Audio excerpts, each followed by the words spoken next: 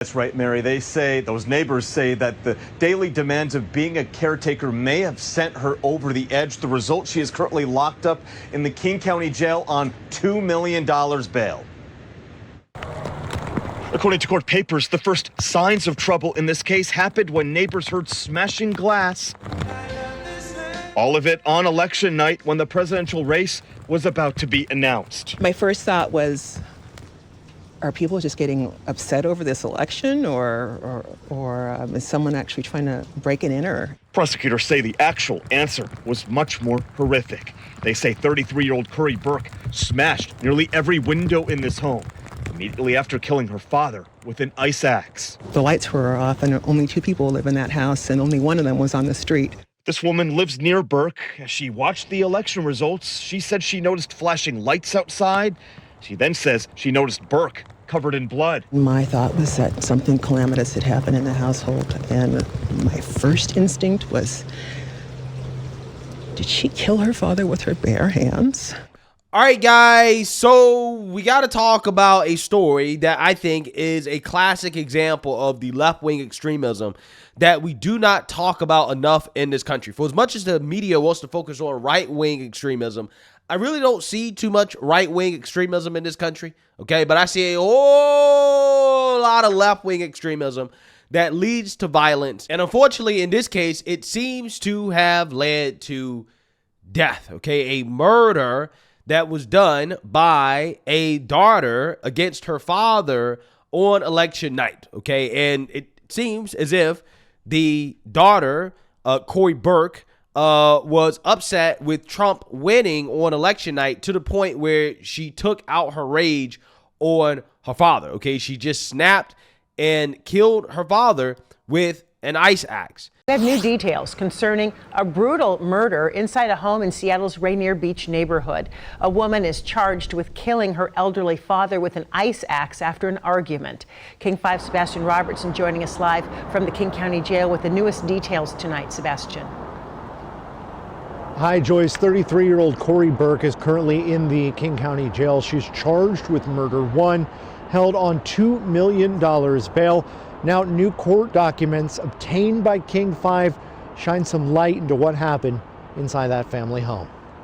1 week after Seattle police found a man slashed and bludgeoned to death, a private biohazard cleanup company is seen entering the home. That's crazy that it happened so close. It was neighbors that called 911 around 8 in the evening on November 5th, Election Day, when a woman was seen and heard smashing windows inside her home. Arriving officers encountered 33-year-old Corey Burke, who, according to court documents, would not give officers permission to search her home. She stated nobody else was inside. Investigators say she was unable to explain the blood on her face, and officers went in anyway, discovering the body of an older white male laying face down on the carpeted floor. That man, later identified as Timothy Burke, Corey's father. Timothy Burke was found with multiple lacerations to his left side, back, head, and ears. Investigators also discovered a silver and blue ice, a pickaxe, lying on the living room floor. I only saw all the cops. That's it. Block off the road, and so we came around this way. From Harborview Medical Center, Corey Burke told an officer there was something important about Election Day, that when her father started arguing with her about the lights being shut off, she just freaked out. Police say she whispered to the interviewer, "I killed him." A source tells King 5 Burke was a training manager for Jeff Bezos' aerospace company Blue Origin. And a LinkedIn profile shows she was employed at the time of the killings. A spokesperson tells King 5 Corey Burke is not currently employed with Blue Origin. Yeah, so you seen that, you heard that. Now, I want to talk more about the details regarding this murder and why it happened. But first, I want to read here to give you guys some background on this individual, because once you guys understand the background of this individual, it just kind of all makes sense. And again, I think that a lot of this stuff is happening. This is not the first time I've covered a story like this in which you have some Trump deranged individual or seemingly Trump deranged individual committing an act of violence, trying to murder somebody over politics, over the election or whatever. And again, I think that this is a problem that really should be addressed in this country, right? The type of extremism that is being fostered by the mainstream liberal media and the effect that that is having on people, okay? Because leading up to the election, they were telling people that Trump is Hitler, right? So you can imagine that some of these individuals who have drunken the Kool-Aid from the liberal media, how do you expect them to react on election night when they find out that Hitler just got elected? I'm just saying, right? I'm just saying, like, stuff like this is not surprising to me because this is the type of stuff that has been incited by networks like MSNBC and CNN. So without further ado, let's read here. A space rocket program manager butchered her father with an ice axe on election night after a breakdown following President-elect Donald Trump's victory and was found smiling and clapping, covered in her loved one's blood, cops said. Corey Burke considered the bloody rampage in which she allegedly strangled, bit, and hacked her 67-year-old father in the $80,000 Seattle home they shared an act of liberation, charging documents allege. Now, if I was a betting man, I would bet that her father probably did not have the correct political beliefs, right? Because we know how intolerant some of these people are to other political beliefs that they disagree with. And he probably didn't have the right political beliefs for her, right? Something that she could not tolerate, obviously.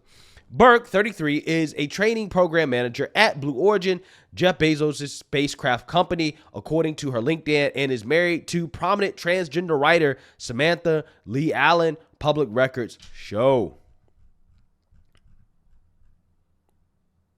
Allen is the author of the acclaimed book Real Queer America, LGBTQ Stories from Red States, and an editor at Them, a Codnast transgender news publication. The killing was meant to, quote, help people change their attachment to their parents and, quote, had to happen today, Burke told police, her face covered in her father's blood, according to court documents.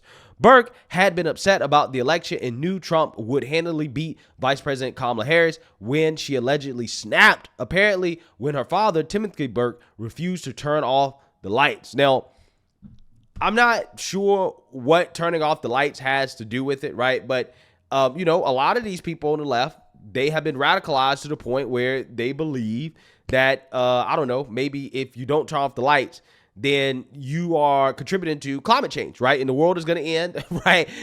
If you contribute to climate change. So maybe that's it, right? Maybe she was upset about the lights being on because it contributes to climate change.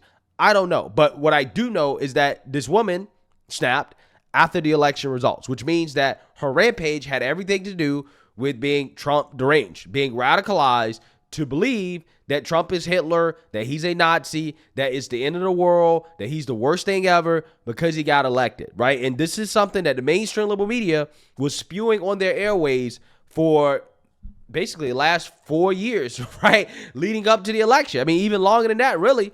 And it really ratcheted up right before this election because they were desperate to stop Trump. This is something that the Democrat Party also said as well, too. And I guarantee you, this individual was radicalized. She then went upstairs, grabbed an ice pickaxe, tripped her father, choked and bit him on the floor, and struck him repeatedly with the blunt and sharp ends of the tool, police said. Burke sat down next to her father and watched him die, then smashed all the windows in the house in what she described as an act of liberation. Again, this is classic liberal language here, right? Officers reported when cops arrived, they found Burke clapping because she was so happy. Yeah, so again, I'm not surprised. I'm not. And I feel really, really, really bad for the father. The fact that he lost his life at the hands of his daughter, who probably was radicalized. And again, this comes as you have people on the left, people like Sonny Holston on The View, actively telling people, hey, yeah, don't spend time with your family members on Thanksgiving. It's okay to disown your family members because they voted for Trump, right? This is what they're doing. This is the type of hatefulness and division that they're causing in this country, where they're saying it's okay to hate your family members, right?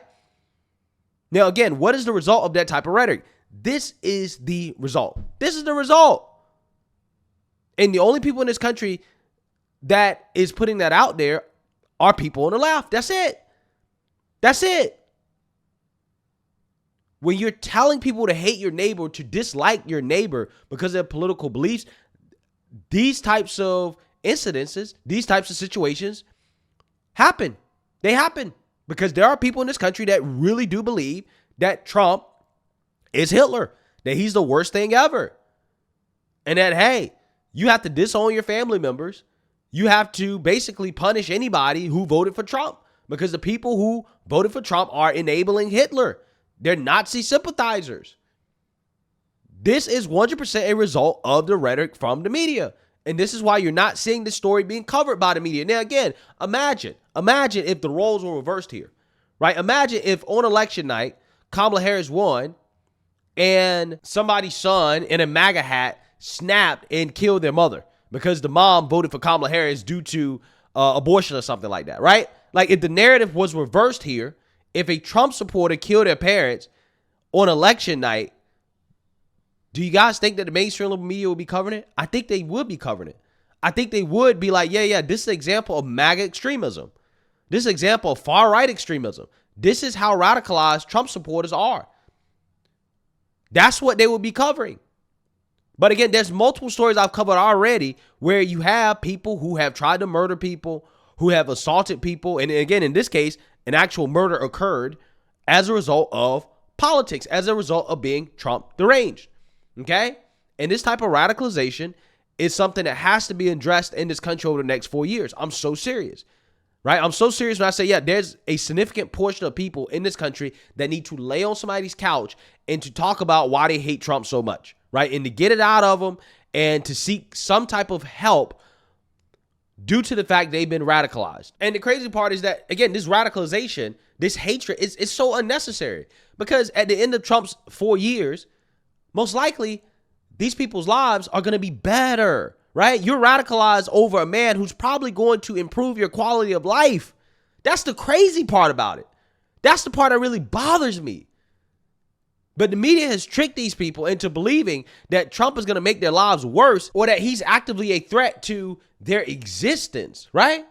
Like, for example, what did they say about Trump and women, so-called minorities, trans people? They say, oh, no, your life is in danger, right? They were literally telling people that, oh, no, women are going to die. Trump is going to kill women if he's elected. That's what they were saying. That's what they were saying. And again, as a result, this is what happens. The sad part is that none of these people in the media will be held accountable. None of them. They're just free to spew this rhetoric that costs people their lives, innocent people their lives, that is tearing apart families across the country. And they get paid millions of dollars to do that. And then they sit on their high horse and think that they're holier than thou, that they're on the right side of history, when these people are spreading a vast majority of the hate and division in this country. And there are real world consequences. And I think that this is one of them. So, hey, let me know what you guys think. Make sure you like, comment, and subscribe. Most importantly, share a Black conservative perspective. Peace.